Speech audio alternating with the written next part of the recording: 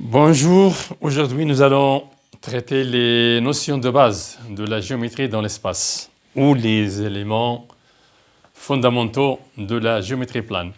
On commence d'abord par la notion de plan. Qu'est-ce que c'est que le plan? Eh bien, le plan, c'est une surface plane très étendue qui n'est pas finie, dans laquelle nous allons travailler. Nous allons faire de la géométrie plane. C'est là qu'on trouve des points, des droites, des segments, des demi-droites, des angles, des triangles, des quadrilatères, des hexagones et ainsi de suite. Toutes les figures géométriques planes se trouvent dans ce plan. Bien, donc le plan c'est cette surface-là, c'est un plan. Le plan d'une feuille, le plan d'une table. C'est dans ce plan qu'on schématise comme ça. Et on l'appelle P ou Q, dans lequel nous trouvons, par exemple, des points M, N, des droites, D, des segments, ainsi de suite, AB. C'est ça le plan. Bien, maintenant,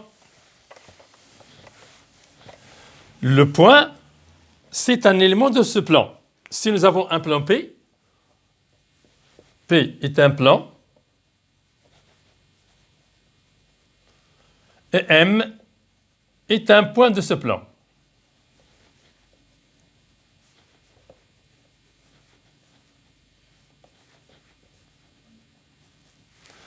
On écrit M appartient à ce plan, à P. Voilà. Maintenant, nous passons à la notion de droite.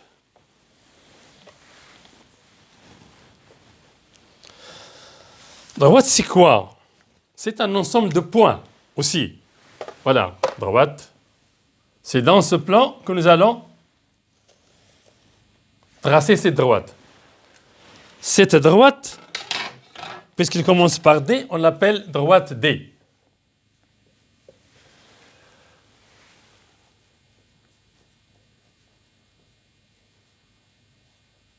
La droite. Cette droite contient des points. Des points partout, c'est une droite qui est infinie, qui ne se termine pas ni de ce côté ni de celui-là, et s'étend dans le plan. Bien, je mets un point A ici, un point B là, un point C ici. Comme vous l'avez vu sur une droite graduée, c'est une droite sur laquelle on place des points. Si je place un point E ici, il est extérieur à cette droite. Donc, ce point appartient au plan, cette droite est incluse dans le plan, ces points appartiennent à cette droite. Puisque cette droite fait partie du plan, ces points sont aussi des points de ce plan. Donc, pour cette droite D, nous avons le point A appartient à la droite D, le point B appartient à la droite D, le point C appartient à la droite D, et le point E n'appartient pas à la droite D. Regardez, quand on barre n'appartient pas, ça vient de droite à gauche. Et non pas comme ça. Non pas comme ça non plus. C'est ça l'écriture qui est correcte. Voilà.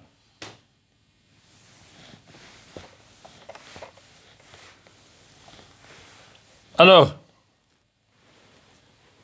une droite est déterminée par deux points. Si je marque deux points quelconques, A et B, n'importe où, par ces deux points passe une droite et une seule. Regardez là.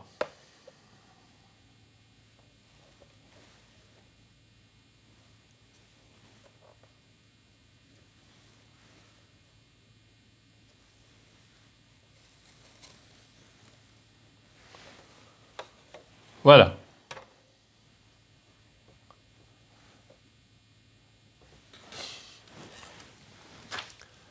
Alors, ces deux points définissent une seule droite. Cette droite s'écrit comme ça, AB, avec des parenthèses. Qu'est-ce que ça veut dire ces parenthèses? Nous allons avoir besoin de ces notions dans la suite. Toutes les notions que nous allons traiter aujourd'hui nous seront utiles dans la suite du cours sur la géométrie. Cette droite n'est limitée ni du côté de B, ni du côté de A. Elle s'en va de ce côté et s'en va de ce côté. Donc, cette droite est notée AB, qui est aussi la droite BA. Par n'importe quelle notation de ces deux, ça désigne la droite AB. Donc, deux points distincts. Alors, distinct, ça veut dire quoi? Le point A est distinct de B, ça veut dire différent de B. Il n'est pas confondu avec B. Par deux points distincts du plan passe une droite unique. Une droite et une seule.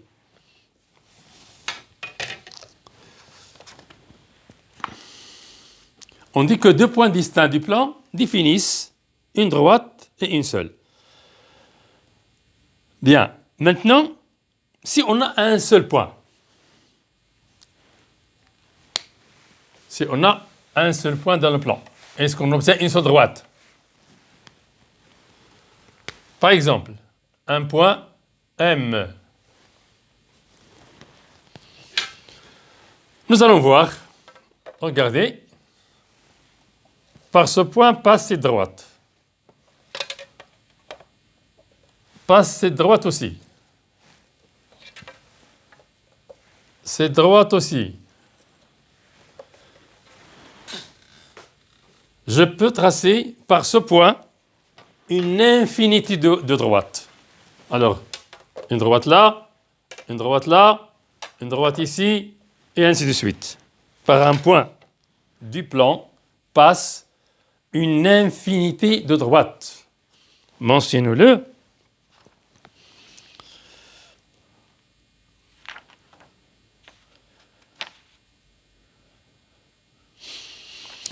Ce point, comment il s'appelle? Par exemple, on n'a pas besoin de désigner les droites, mais ce point s'appelle le point de rencontre de ces droites. Toutes ces droites du plan qui passent par ce point s'appelle le point de rencontre de ces droites, où toutes ces droites se coupent en ce point.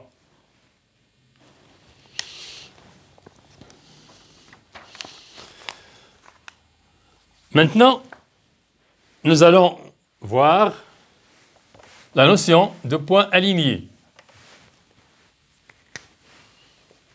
Point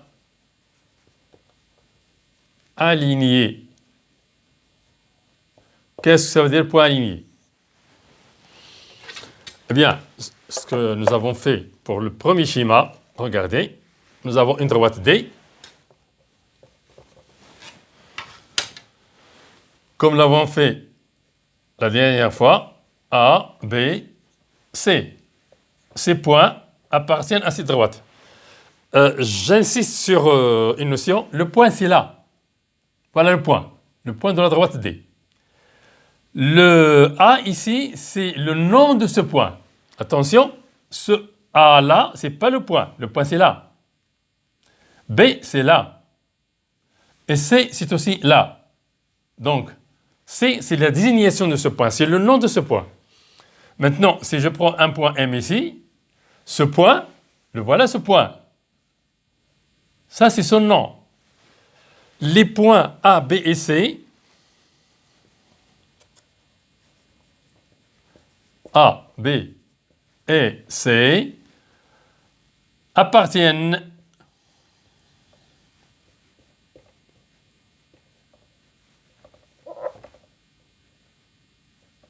à la droite D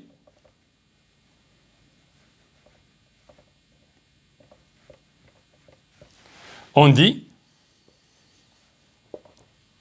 que ces points sont alignés.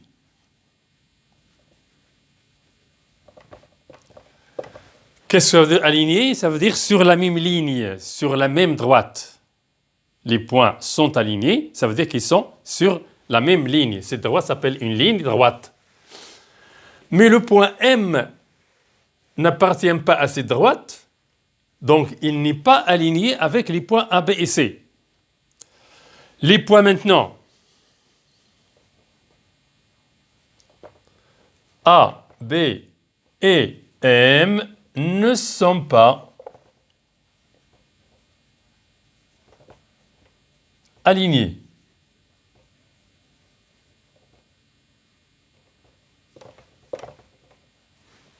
Voilà. Ça veut dire quoi ça? Ils ne sont pas alignés. Ça veut dire que le point M n'appartient pas à la droite AB. Ou A n'appartient pas à la droite BM. Ou B n'appartient pas à la droite AM. C'est ça ce que ça veut dire, point non aligné. Alors qu'ici, nous avons A appartient à la droite BC et B appartient à la droite AC, C appartient à la droite AB. Voilà. Ces notions sont primordiales. Voilà ce que ça veut dire point aligné.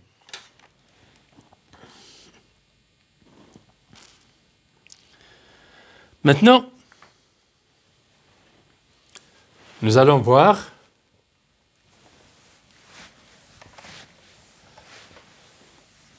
un autre cas de figure de schéma pour deux droites. Nous allons définir maintenant la position de deux droites dans le plan.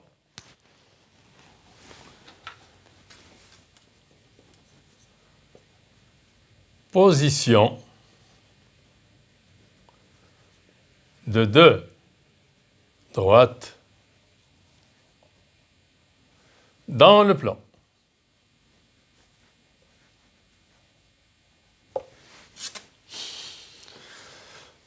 La première des choses, ou une des choses que nous allons voir, je crois que ce stylo ne fonctionne plus.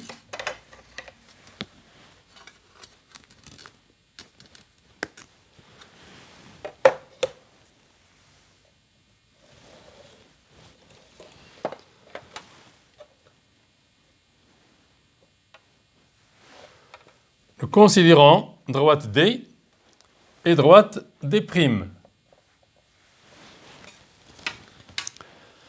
Ces deux droites sont concurrentes. Ça veut dire qu'elles se coupent au point M. On dit qu'ils sont séquentes.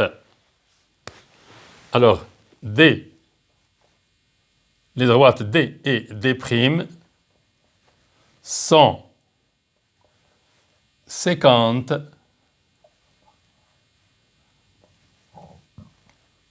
au point M. On dit qu'ils sont concurrentes.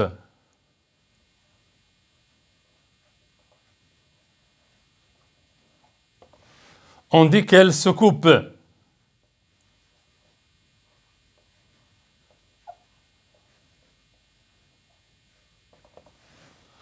Elles se rencontrent.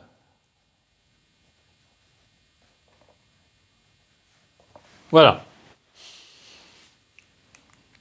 Tous ces termes désignent la même chose, c'est qu'ils ont un point commun. Elles ont un point commun, le point M. Maintenant, position de ces droites séquentes se coupe en un point. Nous passons une autre position de ces droites. Par exemple, je donne un point A et un point B. Nous avons dit tout à l'heure que par ces deux points distincts du plan A, différents de B bien sûr, distincts de B, passe une droite et une seule.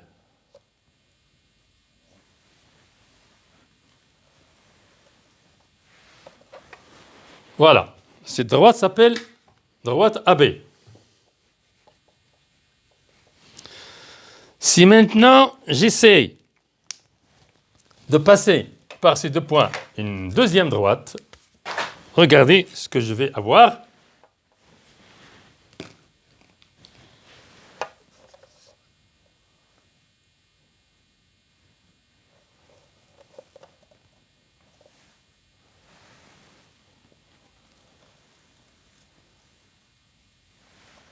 Voilà. Qu'est-ce que j'ai obtenu? J'ai obtenu une seule droite, évidemment. On dit que ces deux droites sont confondues l'une sur l'autre. Ils sont superposables ou confondus. Donc, c'est une position aussi. Deux droites peuvent être concurrentes ou confondues. Alors là, c'est une droite que j'appelle CD. La droite CD est confondue avec la droite AB. On écrit AB égale CD au DC. C'est la même chose. Droite AB et CD sont confondus. Ces deux droites sont confondues.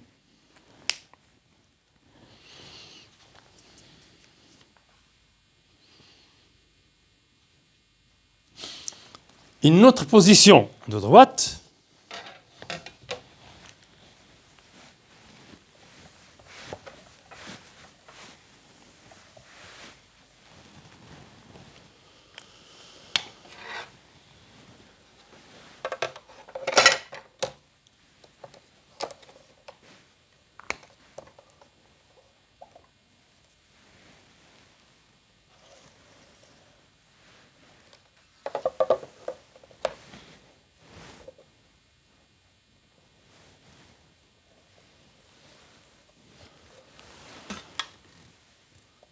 D1, D2. Cette position, approximativement, ce n'est pas très exact, mais c'est un dessin qui est fait à main levée. En principe, on doit le faire avec le matériel de géométrie, avec l'équerre et une règle, mais je le fais approximativement à main levée. Ces deux droites sont parallèles. D1, la droite D1 et D2 sont parallèles.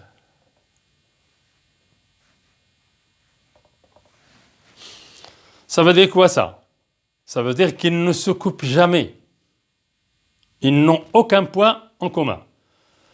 On écrit D1 est parallèle comme ça, de droite à gauche, à D2. Ou que D2 est parallèle à D1. C'est la même chose. Qu'on écrive D1 parallèle à D2 ou D2 parallèle à D1, ça revient exactement au même. Donc, nous avons déterminé trois positions de deux droites dans le plan. Première position, ils sont confondus. Deuxième position, ils sont concurrentes, ou se coupent, ou séquentent en un point, en un seul point. Et troisièmement, ils sont parallèles, ça veut dire qu'ils n'ont aucun point en commun. Donc, où ils ont un seul point commun, c'est le cas où ils sont séquentes. Le cas où ils ont tous les points communs de l'une et de l'autre. Et la troisième position, c'est qu'ils n'ont aucun point en commun.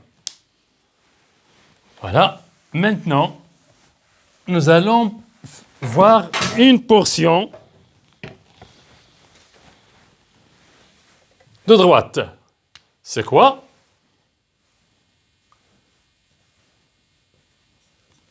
C'est la demi. Droite. C'est quoi la demi-droite?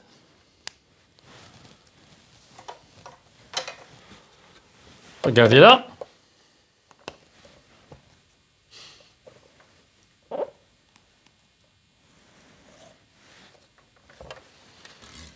Voilà. J'écris un point A ici, un point B ici. Et de ce côté, c'est limité. Je ne peux pas tracer de ce côté, mais de là, je peux continuer. C'est une portion de droite, une partie d'une droite. Si on la continue, on obtient une droite. Mais on se limite ici. Ça s'appelle une demi-droite. AB. Regardez là. Pour désigner cette demi-droite, on la limite du côté de A par un crochet. Et du côté de B, il ne se termine pas. Ça veut dire quoi? Ça veut dire que cette demi-droite commence en A et passe par B et ça ne s'arrête pas.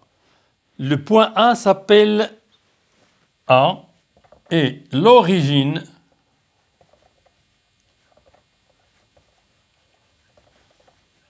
de la demi-droite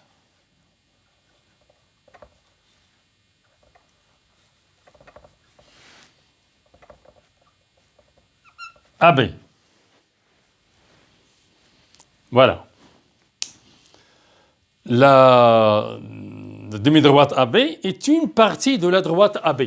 Si on la trace la droite AB, cette demi-droite fait partie de cette droite.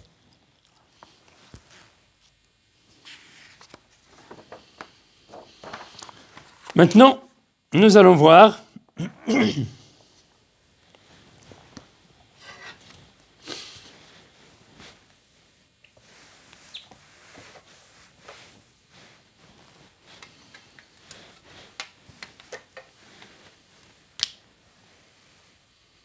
demi-droite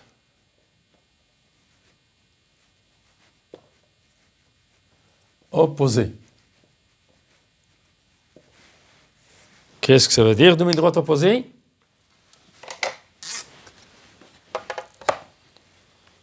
Je trace une droite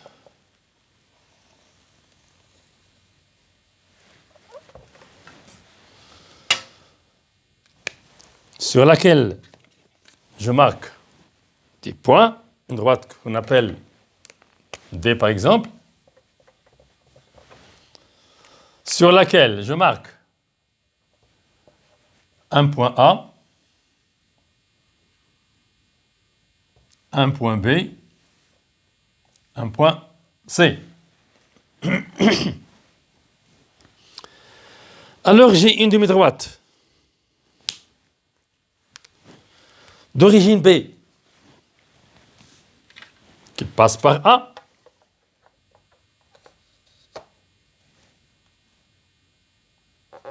Regardez là.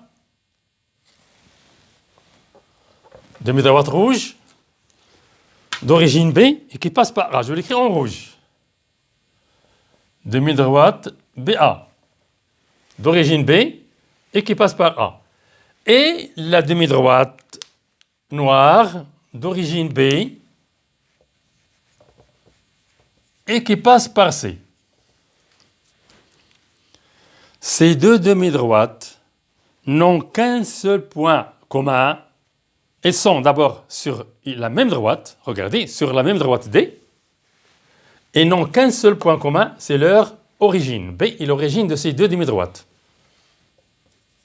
Et l'origine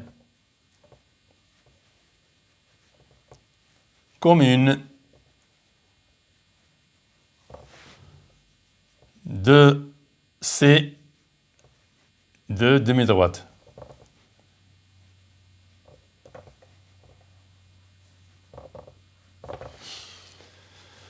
Voilà, on dit que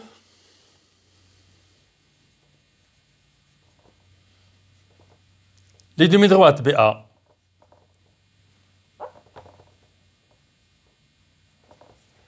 et BC sont deux demi-droites opposées.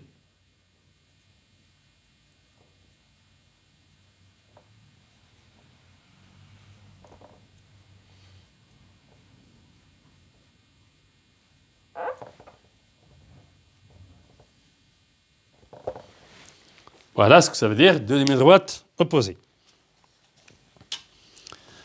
Je crois qu'on arrête le cours ici.